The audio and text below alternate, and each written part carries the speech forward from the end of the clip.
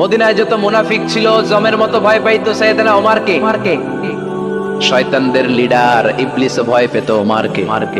বিশ্বনবী বলেন ওয়াল্লাযী নাফসি বিয়াদিহি, ওমর ওই সত্তার কসম যেই সত্তার হাতে আমার আত্মা, মা লাকিয়াকা শাইতানু সালিকান ফাজ্জান ইল্লা সালাকা ফাজ্জান গায়রা ফাজ্জিক। ওরে ওমর, শয়তান যদি তোমারে কোনো রাস্তায় দেখে, ইবলিস যদি তোমারে কোনো রাস্তা দিয়ে হাঁটতে দেখে, ইবলিস ওই রাস্তা রেখে দিয়ে অন্য রাস্তা দিয়ে হাঁটে। ইবলিসও সাইয়েদনা ওমর ফারুককে দেখলে, এই রাস্তা দিয়ে দেখলে ওর বাপের কি জীবনে এই রাস্তা দিয়ে হাঁটবেন, এই রাস্তা থুইয়া ওই আরেক রাস্তা ধরবে, চিল্লায় পড়ে আল্লাহু আকবার। কাফেররা ভয় পেত, মুনাফিকরা ভয় পেত, শয়তান ভয় পেত, এমনকি বিশ্বনবীর বিবিরাও ভয় পেত। সুবহানাল্লাহ পড়ে।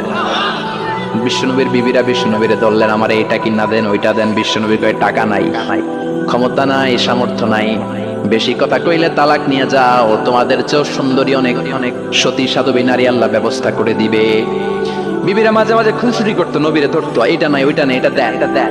একবার সব বিবিরা টাইট করে ধরছে, ও নবী আয়েশার ঘরে যেদিন থাকেন সাহাবারা বেশি হাদিয়া পাঠায় কেন, আমাদের ঘরে যেদিন থাকেন পাঠায় না কেন?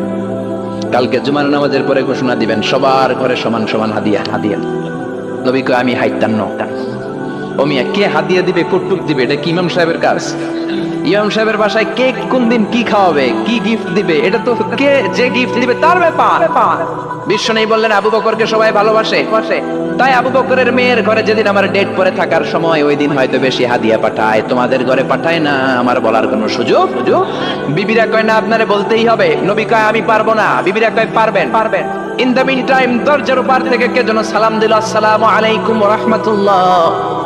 বিশ্বনবী বললেন ওয়া আলাইকুমুস সালাম। বিশ্বনবী বুঝতে পারলেন সালামটা আমার ওমরের সালাম।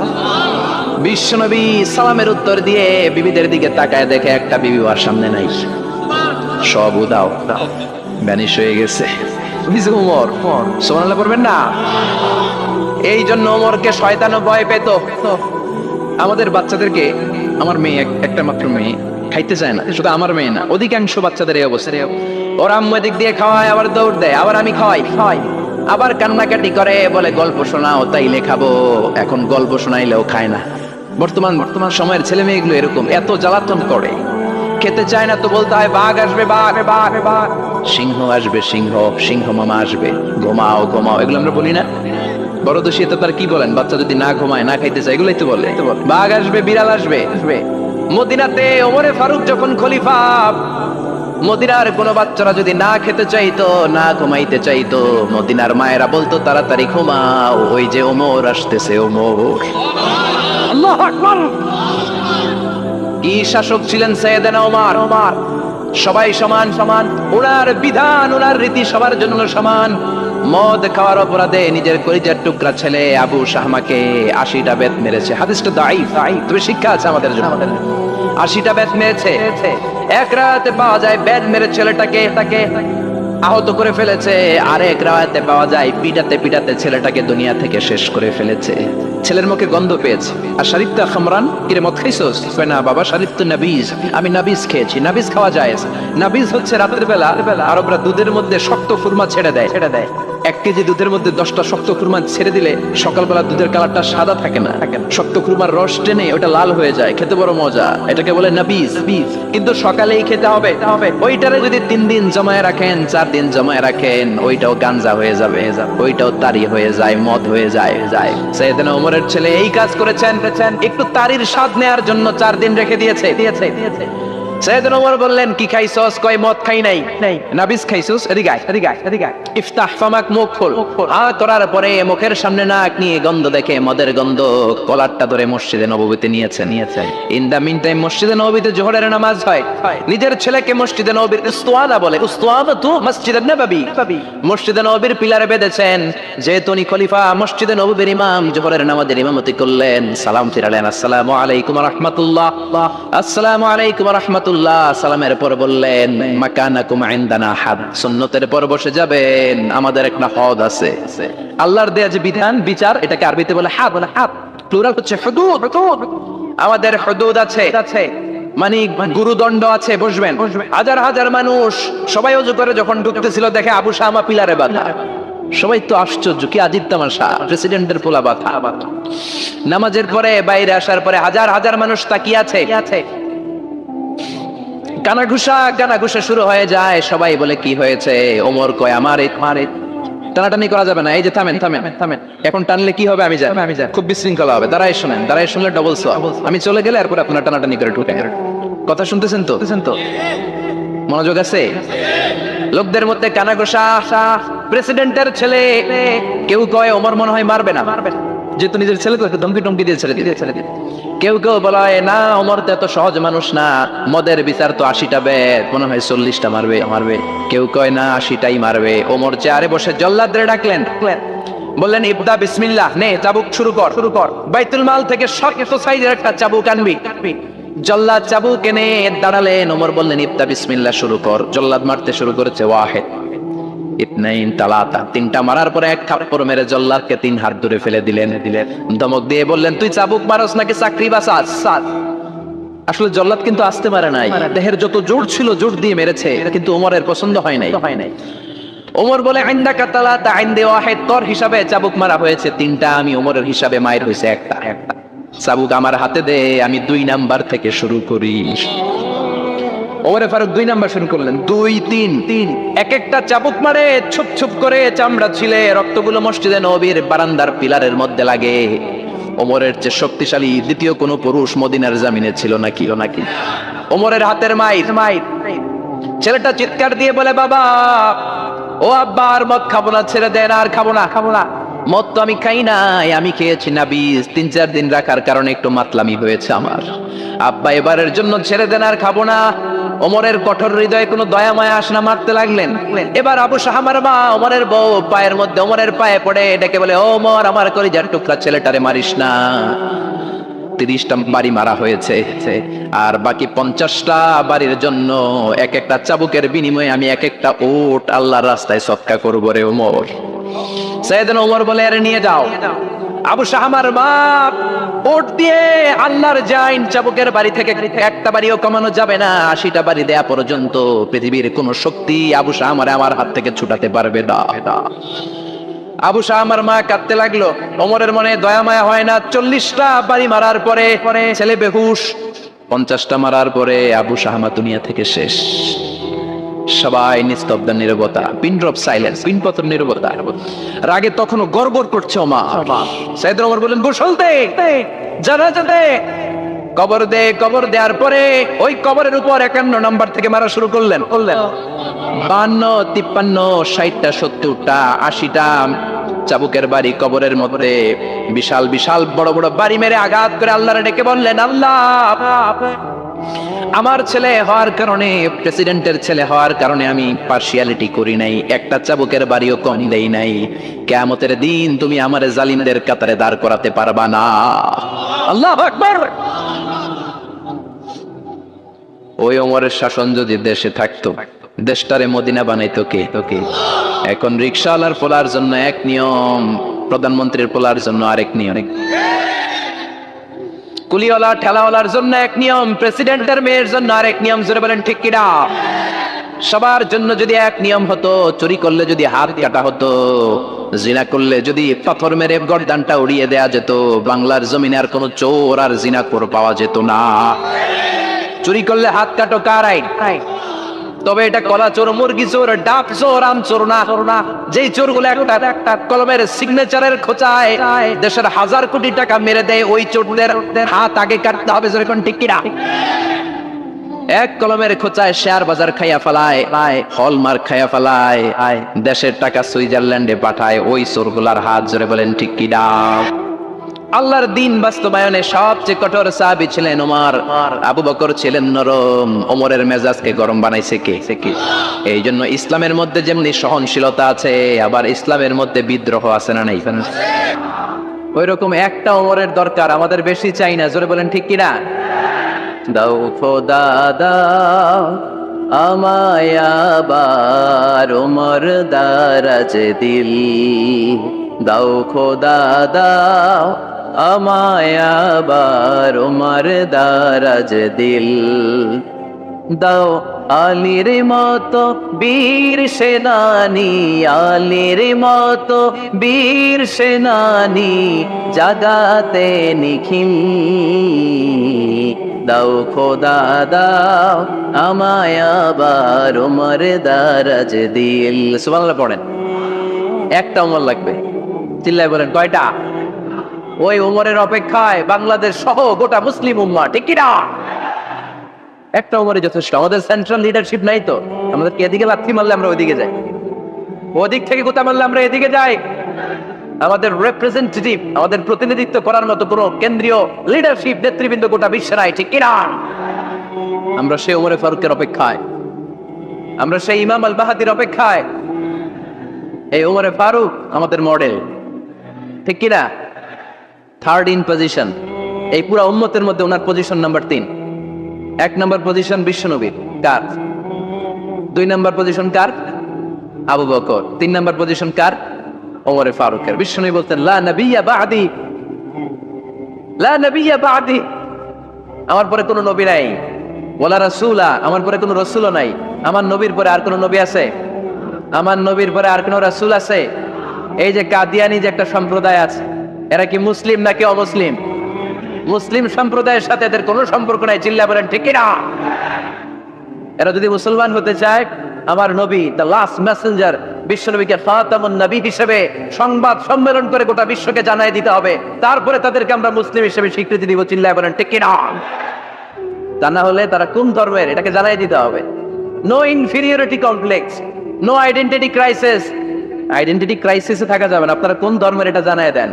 আপনারা বিশ্বনবীরও শেষ নবী মানবেন না, আবার মুসলিম বলেও নিজেদেরকে ট্যাগ লাগাতে চাইবেন। সাধারণ মুসলমানরা এটা এই ধোঁকাবাজি মানে না, চিল্লায় বলেন ঠিক কি না?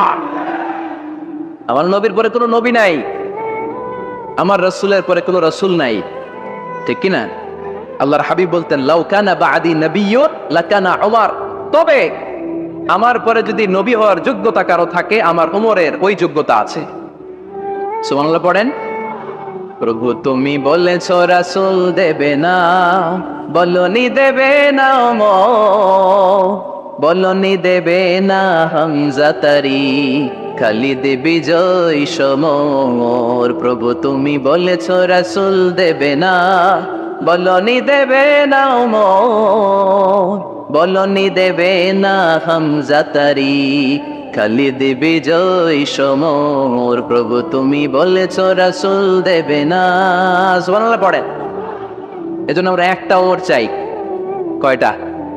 বেশি লাগবে? নেতার মতো নেতা কয়টা লাগে? জোরে বলেন কয়টা? Enough, that's enough. Omar Farooq our super hero. ওনার সাথে বিশ্বনবী সাল্লাল্লাহু আলাইহি ওয়াসাল্লামের মুসাহারার সম্পর্ক ছিল। ওমর ফারুক যে বিশ্বনবীর শ্বশুর, এটা অনেকে জানেই না। ওমর ফারুক রাদিয়াল্লাহু তাআলা আনহু বিশ্বনবীর শ্বশুর ছিলেন। এটা আজকে নতুন শুনছেন, কে কে হাত তোলেন? দেখছেন হুজুর? সঠিক বলছি না আমি? অনেকে আমরা জানি না। মাশাআল্লাহ, জানতে লজ্জা নাই, শিখতে লজ্জা নাই। লজ্জা হচ্ছে অজ্ঞতায় আর মূর্খতায়, ঠিক কি না? আমরা শিখতে রাজি আছি। যে কথা বলে আমরা তার ছাত্র। আমার আগে হুজুর কথা বলতেছিলেন, আমরা ছিলাম ছাত্র। এখন আমি কথা বলতেছি, এখন আমরা সবাই হয়ে গেছি ছাত্র, ঠিক কি না? যিনি বলেন তিনি শিক্ষক, বাকিরা আমরা ছাত্র, ঠিক কি না? 4 খলিফার 2 খলিফা, ইসলামের 4 খলিফার 2 খলিফা বিশ্বনবীর মেয়ের জামাই, আর বাকি 2 খলিফা বিশ্বনবীর শ্বশুর। সুবহানাল্লাহ পড়েন। সাইয়েদনা আলী রাদিয়াল্লাহু তাআলা আনহু, সাইয়েদনা উসমান যুন নূরাইন বিশ্বনবীর মেয়ের জামাই। উসমান রাদিয়াল্লাহু তাআলা আনহুর কাছে বিশ্বনবী 2 মেয়েকে বিয়ে দিয়েছিলেন। একজন মারা যাওয়ার পরে আরেকজন। বিশ্বনবী বলেছেন এরপরে আরেকটা থাকলে ওইটারও বিয়ে দিতা। সুবহানাল্লাহ পড়বেন না? 2 জন ছিল মেয়ের জামাই, আর 2 জন ছিল শ্বশুর। সাইয়েদনা আবু বকর শ্বশুর, বিশ্বনবীর স্ত্রী আম্মা জান আয়েশা রাদিয়াল্লাহু তাআলা আনহার বাবা। বিশ্বনবীর স্ত্রী আম্মা জান হাফসা রাদিয়াল্লাহু তাআলা আনহার বাবা ছিল সাইয়েদনা ওমর ফারুক। চিল্লায় পড়ে আল্লাহু আকবার। যেন তেন পজিশন না, সাইয়্যিদু কুহুলিল জান্নাহ। জান্নাতে যত নারীরা যাবে, নারীদের সর্দারিনী হবে সাইয়্যিদাতুনা ফাতেমা রাদিয়াল্লাহু তাআলা আনহা। এই ফরিদপুরের যত ইয়াংস্টাররা তোমরা যারা জান্নাতে যাবে, তোমাদের লিডার হবে সাইয়েদনা হাসান আর হুসাইন রাদিয়াল্লাহু তাআলা আনহুমা। আর বয়স্ক মুরব্বীরা যারা জান্নাতে ঢুকবেন, আপনাদের লিডার হবে সাইয়েদনা আবু বকর আর সাইয়েদনা ওমর ফারুক রাদিয়াল্লাহু তাআলা। সুবহানাল্লাহ পড়তে পারলেন না? ওমরে ফারুক এটা সাধারণ কোনো ক্যারেক্টারিস্টিক্স নয়, ওনাকে আল্লাহ তাআলা নলেজও দিয়েছেন, আবার দিনদারিও দিয়েছেন। আবার তিনি ভাইয়েরা খেয়াল রাখবেন, কোনো আলেমের মধ্যে বা কোনো নেতার মধ্যে যদি এই দুইটার সমন্বয় আপনি পান, যে তার জ্ঞানও আছে আবার দিনদারিও আছে, he belongs the knowledge and he belongs the তাকওয়া, সে গোটা বিশ্বকে জয় করে ফেলবে, ঠিক কিনা? যার মধ্যে জ্ঞান আছে, যার মধ্যে তাকওয়া আছে, তার কেউ থামায় রাখতে পারে? ওমরে ফারুককে এই দুই নেয়ামত দিয়ে ধন্য করেছে কে? সহিহ বুখারীর বর্ণনা, বিশ্বনবী সাহাবীদের সামনে একটা স্বপ্নের কথা বলছেন। বিশ্বনবী বললেন, আমি স্বপ্নে দেখলাম আমার আঙ্গুলের ফাঁকা থেকে দুধ বের হচ্ছে, আমি তৃপ্তি সহকারে দুধ খেলাম। খাওয়ার পরে দেখলাম আঙ্গুলের মধ্যে একটু দুধ লেগে আছে, আমার আঙ্গুলে অতিরিক্ত লেগে থাকা দুধটা আমি ওমরে ফারুকের মুখের মধ্যে লাগিয়ে দিলাম। সাহাবারা বললেন, ইয়া রাসূলুল্লাহ, ইয়া হাবিবাল্লাহ, মাযা আওয়ালতা বিহি, এই স্বপ্নের আপনি কি ব্যাখ্যা করলেন, আমরা তো বুঝলাম না। বিশ্বনবী বললেন, আওয়ালতু বিহি আল ইলম, আমি এই দুধ দিয়ে জ্ঞানের ব্যাখ্যা করেছি, কারণ ওমরকে আল্লাহ যেই জ্ঞান দিয়েছে গোটা বিশ্বের কাউকে এত জ্ঞান দেয় না। এজন্য স্বপ্নে যদি কেউ দেখেন যে আপনি দুধ খাচ্ছেন, তার মানে আল্লাহ তাআলা আপনার জ্ঞান বাড়ায় দিবেন। ওমরে ফারুককে দুধ খেয়ে অতিরিক্ত দুধের অংশটা বিশ্বনবী আবু বকর রাদিয়াল্লাহু তাআলা আনহুর মুখে দেন নাই, সাইয়েদনা উসমানের মুখে দেন নাই, আলী রাদিয়াল্লাহু তাআলা আনহুর মুখে দেন নাই। স্বপ্নে ওই অতিরিক্ত লেগে থাকা দুধটা বিশ্বনবী ওমরে ফারুকের ঠোঁটের মধ্যে লাগিয়ে দিয়েছেন। এই হাদিস থেকে প্রমাণ পায় আল্লাহ তাআলা জ্ঞানের নেয়ামতে সাইয়েদনা ওমরে ফারুককে ধন্য করেছেন। আবার বুখারীর বর্ণনা, বিশ্বনবী সাল্লাল্লাহু আলাইহি ওয়াসাল্লাম আরেকটা স্বপ্নের বর্ণনা দিচ্ছেন। তিনি বললেন, তোমাদের সবাইকে স্বপ্নে আমার সামনে দাঁড় করানো হলো, আমি দেখলাম তোমাদের কারো জুব্বা নাভি পর্যন্ত, কারো জুব্বা হাঁটু পর্যন্ত, কারো জুব্বা টাকনো পর্যন্ত। ওমরে ফারুককে যখন স্বপ্নে আমার সামনে দাঁড় করিয়ে দেয়া হলো, আমি দেখলাম ওমরের জুব্বা এত লম্বা, ওমর টেনে হিচড়ে তার জুব্বা নিয়ে সামনে হেঁটে যাচ্ছে। সাহাবারা বললেন, ফামাযা আওয়ালতা বিহি ইয়া রাসূলুল্লাহ, ও আল্লাহর রাসূল, এই স্বপ্ন দিয়ে আপনি কি বোঝাতে চাইলেন, আমরা কিছু বুঝলাম না। বিশ্বনবী বললেন, আউয়ালতু বিহি আদ-দীন, আমি এই হাদিসের দ্বারা দিনের ব্যাখ্যা করলাম, যার জামা যত লম্বা তার দিনদারি তত বেশি। সুবহানাল্লাহ, আসতে পড়েন। স্বপ্নে দেখলেন কোন সাহাবীর জুব্বা নাভি, কোন সাহাবীর হাঁটু, কারোটা টাকনু, কিন্তু ওমরে ফারুকের জুব্বা এত লম্বা, তিনি তার জুব্বা টেনে হিচড়ে যাচ্ছেন। বিশ্বনবী বললেন, এটা দ্বারা আমি দিন, আমি তাকওয়া, দিনদারি, তাকওয়া, এটার ব্যাখ্যা করেছি। তার মানে ওমরে ফারুকের তাকওয়ার সামনে সব তাকওয়া পানি হয়ে যাবে। কোন সুবহানাল্লাহ। আল্লাহ তাআলা সাইয়েদনা ওমরে ফারুককে দিনের জ্ঞান দিয়েছেন, তাকওয়া দিয়েছেন। যুবক ভাইরা, যাকে আল্লাহ তাআলা দিনের জ্ঞান দেয়, যাকে আল্লাহ তাআলা তাকওয়ার এই গুণ দিয়ে সমৃদ্ধ করে, তার জন্য গোটা বিশ্বের সব দরজাগুলোকে ওপেন করে দেয় কে? কত বড় মুত্তাকি ছিলেন সাইয়েদনা ওমরে ফারুক। মদিনার সমাজে কয়জন মুনাফিক ছিল বিশ্বনবী ছাড়া কেউ বলতে পারতেন না। বিশ্বনবী কোন সাহাবীকে মুনাফিকদের লিস্ট দিয়ে যান নাই, একজন সাহাবী ছাড়া। দেখি কেউ বলতে পারেন কিনা ওই সাহাবীর নাম? কি নাম? হুযায়ফা ইবনুল ইয়ামান রাদিয়াল্লাহু তাআলা আনহু। ওনাকে বলা হতো সাহিবু সিররি রাসূলিল্লাহ, আল্লাহ রাসূল সাল্লাল্লাহু আলাইহি ওয়াসাল্লামের গোপন তথ্যের ধারক বাহক। সুবহানাল্লাহ পড়বেন না? বিশ্বনবী ইন্তেকালের আগে মদিনার সমাজে মোট কয়জন মুনাফিক আছে, এই তথ্য আবু বকরকে বলেন নাই, ওমর রাদিয়াল্লাহু তাআলা আনহুকে বলেন নাই, উসমান রাদিয়াল্লাহু তাআলা আনহু, আলী রাদিয়াল্লাহু তাআলা আনহু, আশারাতুল মুবাশশিরিন বিল জান্নাহ কোন সাহাবীকে বলেন নাই। শুধুমাত্র কেবলমাত্র একমাত্র হুযায়ফা ইবনুল ইয়ামান রাদিয়াল্লাহু তাআলা আনহুর কাছে মুনাফিকদের লিস্টে বিশ্বনবী দিয়ে গিয়েছেন। সুবহানাল্লাহ পড়ে। মদিনায় কারা কারা মুনাফিক কেউ জানতো না, হুযায়ফা ছাড়া। কে ছাড়া?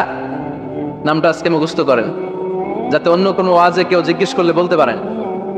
মুনাফিকদের লিস্ট যে সাহাবীর কাছে বিশ্বনবী দিয়ে গিয়েছিলেন, সাহাবীর নাম কি? নাম? নামটা কেমন লাগে? ভাল লাগে? অনেকে আমারে জিজ্ঞেস করে, হুজুর আমার ছেলে হবে আগামী মাসে, একটা নাম দেন। নাম দিয়ে দিলাম হুযায়ফা। যাদের হবে ছেলে, এলাকায় যাদের নেক্সট কয়েক মাসে ছেলে হবে, খালি হুযায়ফা চলবে। কি চলবে?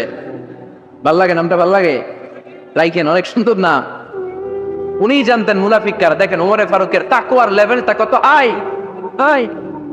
ওমরে ফারুক একদিন হুযায়ফা রাদিয়াল্লাহু তাআলা আনহুর কাছে গেলেন, যে বললেন, হুযায়ফা, বিশ্বনবী ইন্তেকালের আগে মুনাফিকদের নামের লিস্টটা কারো কাছে দেয় নাই, আমার জানা নাই, সাইয়েদনা আবু বকরের জানা নাই, কোন সাহাবীর জানা নাই তুমি ছাড়া। আমি তোমার কাছে জানতে চাই, আমি ওমরের নামটা ওই মুনাফিকদের খাতায় আছে কিনা আমার একটু বলো। আমার ওমরের নামটা ওই মুনাফিকদের লিস্টিতে একটু আছে কিনা নামটা একটু বলো। যদি থাকে আমি ভালো হয়ে যাব। আমি নেফাকি দূর করে পাক্কা মুমিন হতে চাই। আমার নাম যদি মুনাফিকের লিস্টে থাকে আমি তো শেষ।